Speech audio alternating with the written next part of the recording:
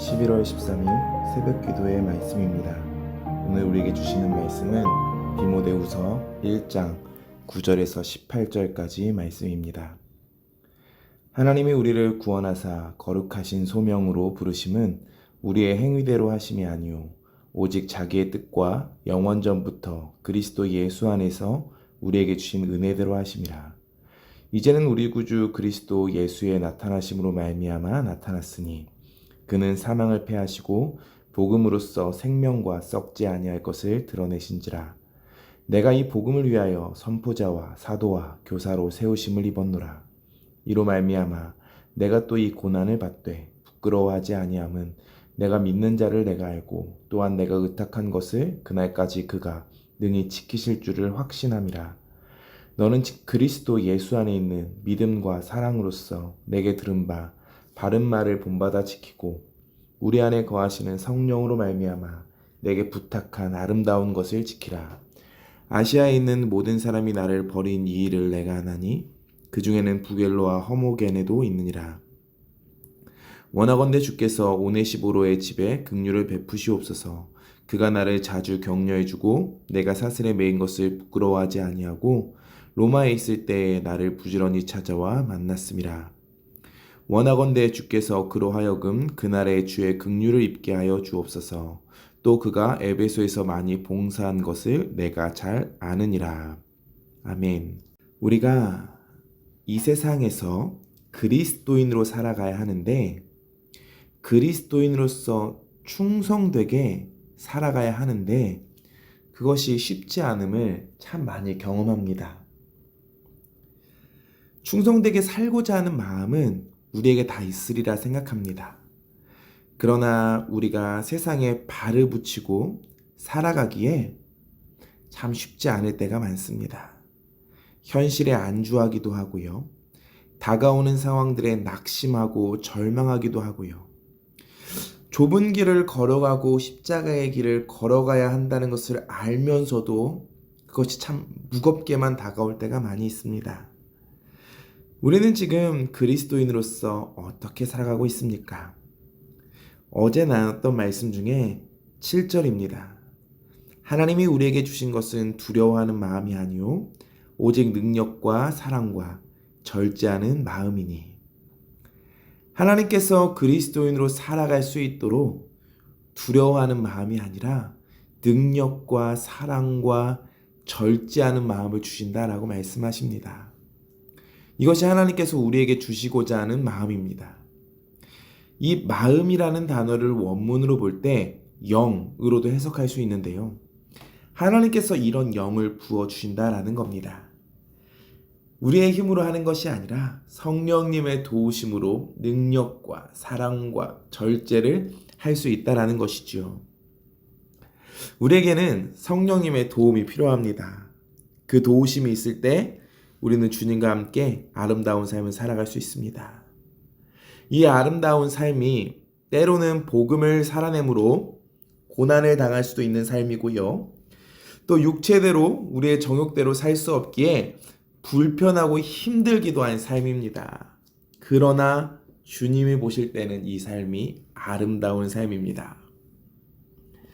8절에 이어서 말씀하시는 것이 무엇입니까? 그러므로 너는 내가 우리 주를 증언함과 또는 주를 위하여 갇힌 자 된 나를 부끄러워하지 말고 오직 하나님의 능력을 따라 복음과 함께 고난을 받으라.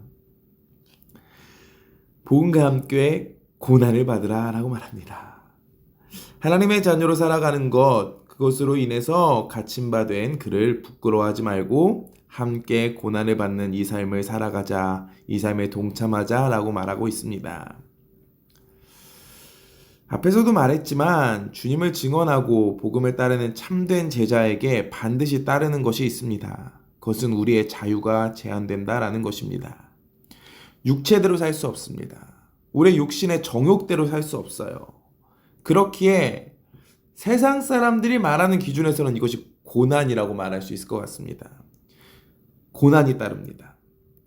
희생하고 헌신해야 합니다. 그리고 여기서 우리가 또 무엇을 깨닫게 되냐면요.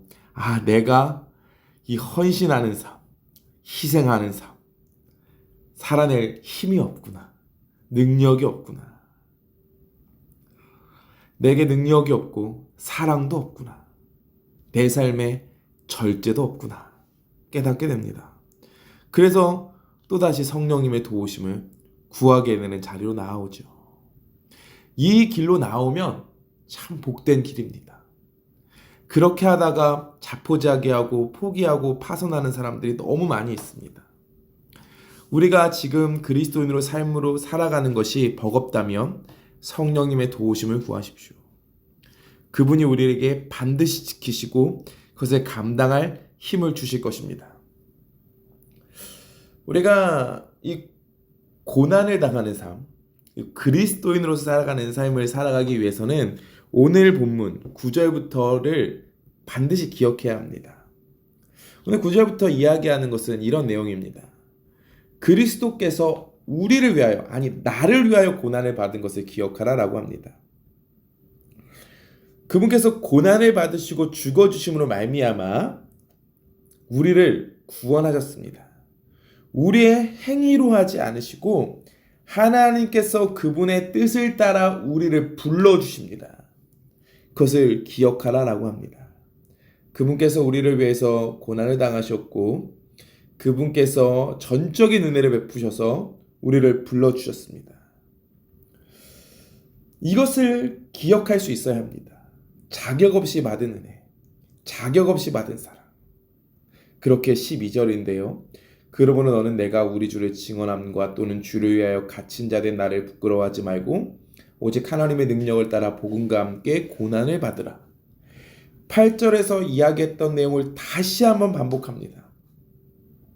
전적인 은혜가 있기에 그 은혜에 감격하는 삶을 살 수 있다면 너가 아름다운 삶, 고난받는 삶을 살 수 있다라는 거예요. 사도 바울의 지금의 처지가 어떻습니까? 그는 그 신실한 은혜에 감격해 있는데요.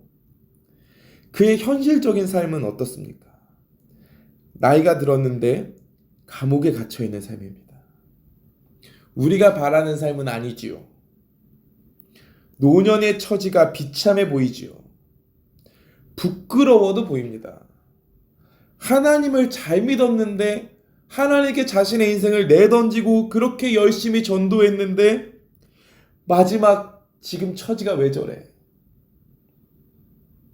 이렇게 말할 수 있죠. 근데 바울이 말합니다. 나와 같이 고난을 받자고요. 이 외침이 어떻게 들리십니까? 같이 받고 싶은, 함께 걸어가고 싶은 부르심이 맞습니까? 바울은 고백합니다. 나는 이 길을 끝까지 걸어갔노라고. 신실하게 하나님의 부르심 앞에 응답해서 걸어갔노라고 말합니다. 우리가 장래에 우리가 죽게 되면 우리는 천국을 가게 될 것입니다. 우리의 이 삶이 마치는 날 우리는 그 좋은 천국을 소망하며 천국 안에서 살게 될 것입니다. 근데 우리가 구원받은 순간에 바로 천국에 가면 참 좋을 텐데 그 좋은 천국이라면요. 근데 하나님은 우리를 여기에 남겨두십니다. 그렇다면 남겨두신 소망이 있다라는 것이죠. 신실하게 부르신 그 부르심이 우리에게 있다라는 것이죠. 우리는 그 길을 걸어가야 한다라는 거예요. 은혜로 구원해 주셨으니 우리에게 영원한 천국을 약속하셨으니 이곳에서는 구원받은 자로서 부끄러움 없이 하나님이 원하시는 그 부르심의 길을 걸어가야 한다라는 것입니다. 사도 바울은 이렇게 살았습니다. 많은 사람이 배교하고 떠난다는 소식이요. 그에게 들려왔습니다. 열심히 전도했는데 그 쌓아놨던 것이요. 무너지는 것 같아 보이는 상황을 직면합니다. 근데 바울은요. 흔들림이 없어요. 하나님의 일하심을 믿어요. 바울은 환경을 보지 않고 부르심만 받습니다. 그러면서 그 안에서 하나님의 은혜와 그 놀라운 지키심을 경험했기에 하나님을 의지하며 걸어가겠노라고 다시 한번 결단합니다. 또한 심판주로 오실 때 그분에게 칭찬받을 것을 사모함으로 달려가는 겁니다. 사도 바울은 확신하며 말합니다. 나는 하나님께서 부탁하신 것을 끝까지 지켜왔다고요. 그리고 우리에게도 부탁합니다. 13절 14절입니다. 너는 그리스도 예수 안에 있는 믿음과 사랑으로서 내게 들은 바 바른 말을 본받아 지키고 우리 안에 거하시는 성령으로 말미암아 내게 부탁한 아름다운 것을 지키라. 지키고 지키라. 2번 나옵니다. 그리스도 예수 안에 있는 믿음과 사랑으로서 내게 들은 바 바른 말, 하나님의 진리의 말씀입니다. 진리의 말씀을 지키고 우리 안에 거하시는 성령으로 말미암아 내게 부탁한 아름다운 것, 이것은 우리의 사명입니다. 그 사명을 지키며 살아가는 겁니다.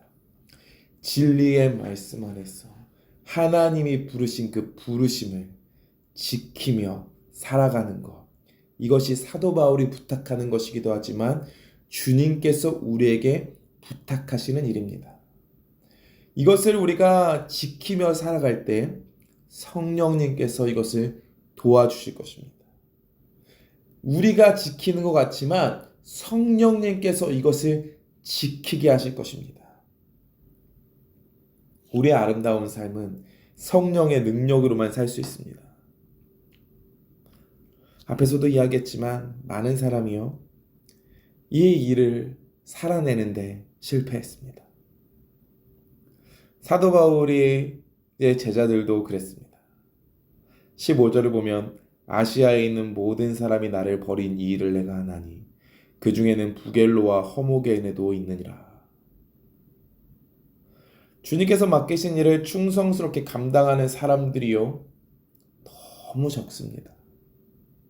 쉽게 포기하고 쉽게 넘어집니다. 버리고 저버리고 세상의 안락한 삶, 세상의 가치들을 쫓아갑니다. 그러나 16절을 보면요, 오네시보로라고 충성스러운 사람이 있음을 또 기록합니다. 사도 바울이 이 충성된 자를 바라보면서요, 칭찬하면서요, 그 집을 위하여 간절히 복을 빌고 기도하고 축복해 줍니다. 이것이 하나님의 마음이기도 합니다. 충성된 자에게 하나님께서 어찌 복을 내리지 않으시겠습니까?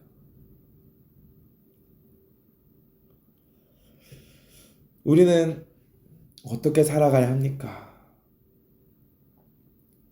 하나님이 부탁하신 일을 신실하게 지켜내는 자, 그런 우리가 되어지기를 소망합니다. 주님이 맡기신 말씀에 충성되게 반응하고 살아가고 계십니까? 말씀을 살아내고 계십니까? 하나님이 맡기신 일 앞에 신실하게 살아가고 계십니까? 충성되게 살아가고 있습니까? 참 어렵지만 성령님의 도우심을 구함으로써 이 길을 걸어가기를 소망합니다. 그리고 사도 바울에게 오네시보로가 있었던 것처럼 우리도 서로의 동역자가 되고 격려자가 됨으로 함께 세워가는 우리 교회가 또 되어지기를 소망합니다.